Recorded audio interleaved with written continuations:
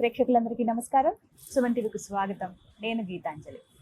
ఇవాళ మనతో పాటు ఉన్న అతిథి శృంగేరి మహాసంస్థానానికి సంబంధించి ఉభయ తెలుగు రాష్ట్రాలకు సంచాలకులుగా వ్యవహరిస్తున్నటువంటి బ్రహ్మశ్రీ పసర్లపాటి బంగారయ్య శర్మ గురువు గారు. వారితో మాట్లాడి మనకున్నటువంటి ధర్మ సందేహాలను నివృత్తి చేసుకున్నాను. గురుగారు నమస్కారం అండి. నమస్తే అమ్మా. గురువుగారు, ఈ కలియుగంలో త్వరితగతిన ఫలించేటువంటి జపం గాని మంత్రం గాని వివరిస్తారా? ప్రతి సత్కర్మ ఖచ్చితంగా ఫలించి తీరుతుంది. కానీ పరమేశ్వరుడికి ఆరాధన చేస్తే సద్యఫలాన్ని ఇస్తాడు.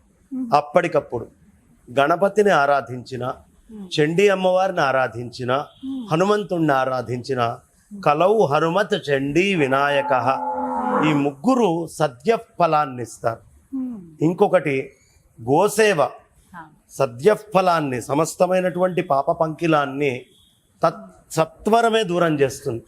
అందుకని ఎవడు గోవుల మధ్యలో ఎక్కువ సమయం గలుపుతాడో వాడు ఖచ్చితంగా వాడు పొందాల్సిన ఫలాల్ని అతి వేగంగా పొందుతాడు అని చెప్తూ ఉన్నారు. తర్వాత మంత్రాలు, జపాలు, అనుష్ఠానాలు, వీటికి వచ్చేటప్పటికి ప్రధానంగా మనకేదో ఒక కర్మ అడ్డం పడుతూ ఉంటుంది. ఈ అడ్డం పడేటటువంటి కర్మని తీసేసేటటువంటి శక్తి జపానికి ఉంటుంది. అది ఒక్కొక్కడి కష్టానికి ఒక్కొక్క విధమైనటువంటి జపము ధర్మశాస్త్రాలు చెప్పబడ్డాయి.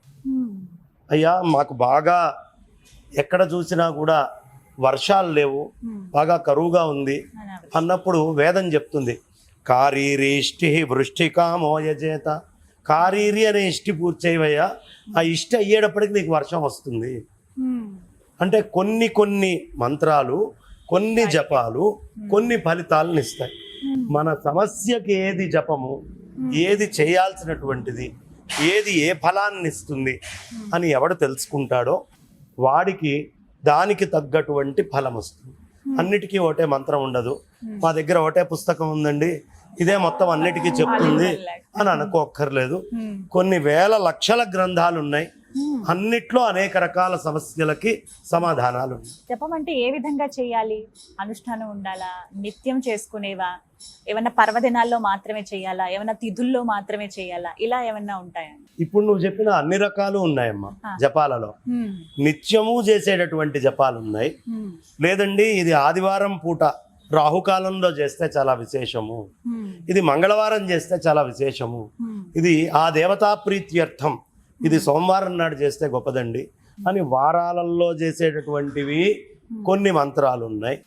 కొన్ని మంత్రాలు నక్షత్రాన్ని బట్టి, ఈ కాలము, ఈ నక్షత్రము, ఈ సమయంలో ఈ జపం చేస్తే ఉత్తమము అని చెప్పే ఉన్నాయి. కొన్ని తిథులని బట్టి ఉన్నాయి, కొన్ని కాలాన్ని బట్టి, ఉదయం పూట చేయాల్సినవి, రాత్రి పూట చేసేటటువంటివి, జపం అనేటటువంటిది ఉంది. ఇవి గురువు దగ్గర నుంచి వచ్చేటువంటి బీజాక్షరాలని బట్టి, గురువు యొక్క ఉపదేశాన్ని బట్టి ఏది ఎప్పుడు చేయాలి అనేది నిశ్చయం అవుతుంది. కొన్ని మంత్రాలు ఉంటాయి, అవి 365 రోజులు 24 గంటలు చేసుకోగలిగేవి. శ్రీరామ ఎన్నిసార్లు అన్నా దోషం లేదు. అదే బీజాక్షరాలతోటి మంత్రాలు ఉంటాయి. ఆ బీజాక్షరాన్ని ఏ వారము, ఏ సమయము, ఎప్పుడు చేస్తే ఫలితం ఉంటుంది అనేది మళ్ళీ ఇంకో రకంగా చెప్పబడుతుంది. కాబట్టి మంత్ర అనుష్ఠానాన్ని చక్కగా పెద్దగా బిగ్గరగా చెప్పచ్చు, ఉపాంశువుగా అంటే పెదవి కొంచెం కదులుతూ, లేదు పూర్తి మౌనంగా, ఈ 3 రకాలుగా చేసే జపాలు కూడా ఉంటాయి. కాబట్టి వ్యక్తిని బట్టి, వాడికి ఉండేటువంటి పరిస్థితిని బట్టి జపము, జప సంఖ్య, జప విధానము, జప కాలము మారుతుంది. ఇప్పుడు తీవ్రమైన ఆర్థిక ఇబ్బందుల్లో ఉన్నవారు ఎటువంటి నామం జపం చేయాలి? అమ్మా, అది ఇలాంటి మంత్రాలు ఎప్పుడైనా సరే మీ సమస్య మా సమాధానము అన్నట్టుగా టీవీల్లో చెప్పేది కాదు.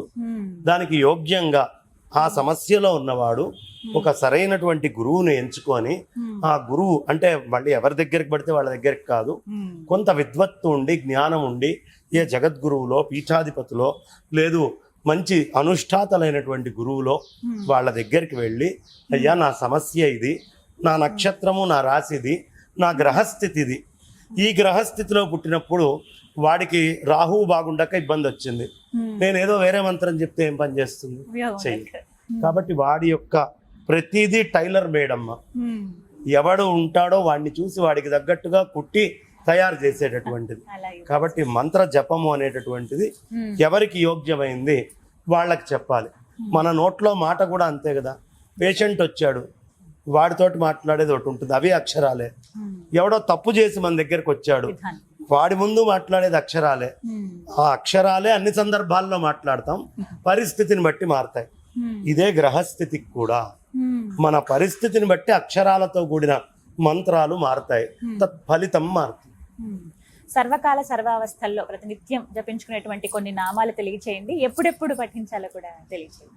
కేశవనామాలు ఎప్పుడైనా చెప్పుకోవచ్చు. కేశవ, నారాయణ, గోవింద, మాధవ, ముకుంద, ఇది ఎప్పుడైనా చెప్పుకోవచ్చు. ఇవన్నీ శ్రీరామ, హే కృష్ణ, ఇవి జపంలా హరే కూడా కృష్ణ, చేసుకోవచ్చా? జపం కూడా చేయొచ్చమ్మా.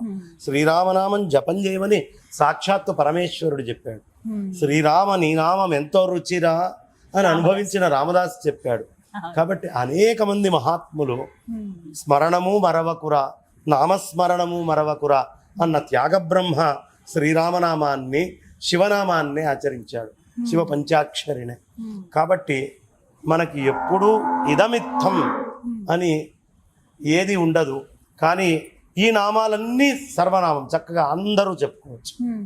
మనకి పేర్లు పెడతారు చూడమ్మా, ఆ పేర్లన్నీ కూడా ఎప్పుడైనా స్మరించుకునే నామాలే.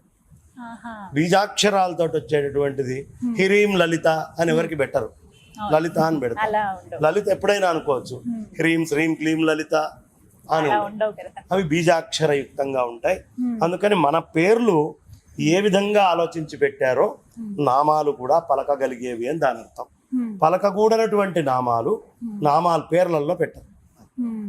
కొంతమంది చెబుతూ ఉంటారు, మాకు గురువులు ఎవరు అందుబాటులో లేరండి, సాక్షాత్తు దక్షిణామూర్తి స్వామివారిని గురువుగా భావించి మేమేదన్నా ఒక మూల మంత్రం విని ఎక్కడైనా అవి జపం చేసుకోవచ్చా, అవి ఫలిస్తాయా అని అడుగుతూ ఉంటారు. అంటే ఏకలవ్యుడిలాగా అంత భక్తి శ్రద్ధలు ఉంటే చెప్పలేం. కానీ ఈ కలియుగంలో, ద్వాపర యుగంలో ఉన్న ఏకలవ్యులు చాలా తక్కువ. వాళ్ళని వాళ్ళు సమర్థించుకోవడానికి 100 చెప్పేవాళ్ళు ఉంటారు. నిజంగా అంత స్థితిలో ఉంటే వాళ్ళకు నమస్కారం. లేని వాళ్ళు ఎవరైనా అలా అనుకోని చేస్తే, ఈ సర్జరీ నేర్చుకోకుండా ఆపరేషన్ చేసిన వాడి పరిస్థితి ఏదో వాడి పరిస్థితి అదే. వీడు పాడవుతాడు, ఎవడి కోసం జపం చేస్తున్నాడో వాడు నాశనం అవుతాడు. కాబట్టి ఉభయభ్రష్టత్వం కాకుండా గురువు దొరక్కపోవడం అనేది ఎప్పుడూ సృష్టిలో ఉండదమ్మా. గురువు సృష్టి నిండా ఉన్నాడు. అలా గురువు దొరకని వాడికి మంత్రం అక్కర్లేదు, వేదాంతం నేర్చుకోవచ్చు, చెట్టును చూసి ఉపకారం చేయడం నేర్చుకోవచ్చు, నీళ్లను చూసి ఆర్తిని తీర్చడం నేర్చుకోవచ్చు. అలా ఒక్కొక్క భూతాన్ని చూసి గురువుగా భావించి ఒక్కోటి నేర్చుకోవచ్చు. కానీ బీజాక్షరాలు మంత్రాలు నేను నువ్వే అనుకోని చేస్తాను అంటే తప్పు. అలా చేయకూడదని చెప్తారు. ఇది ఒక హెచ్చరిక, ఒక అవేర్నెస్ కూడా. సంతోషం గురువు గారు, ధన్యవాదాలు.